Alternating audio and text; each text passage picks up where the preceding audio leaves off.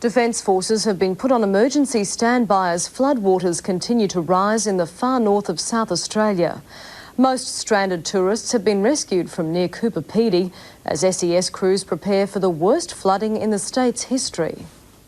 The deluge continues over the north of the state, threatening dozens of isolated stations. Rescue 1 emergency crews and defence aircraft are on standby at Port Augusta to evacuate more properties should floodwaters rise.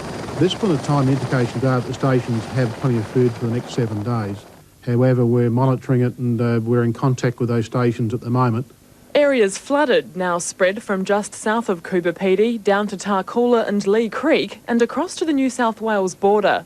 The highest rainfall recorded is 270 millimetres or almost 11 inches since Thursday at Manor Hill, 120 kilometres northeast of Peterborough. The town of O'Leary, where the Indian Pacific was left stranded last Friday, has recorded 216 millimetres. The passengers aboard the train were bussed into Adelaide yesterday afternoon. Most were relieved the 24-hour ordeal was over. I started getting worried when the water started rising really quickly, and because it was like a flash flood almost. Relieved that we're back here. A 150-kilometre stretch of the barrier highway between Yunta and Coburn is still affected by flooding. It's likely to remain closed for a week.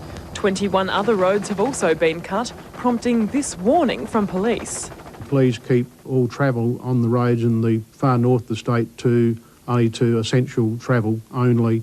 With more rain and thunderstorms predicted, the state's damage bill is likely to run into millions of dollars. Katrina Stapleton, 10 News. And in the northwest of Western Australia, the swollen Ashburton River has isolated the coastal town of Onslow.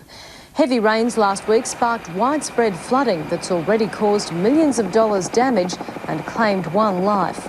Flood levels have abated inland, but today the water arrived in Onslow, effectively cutting off the town for at least 2 or 3 days.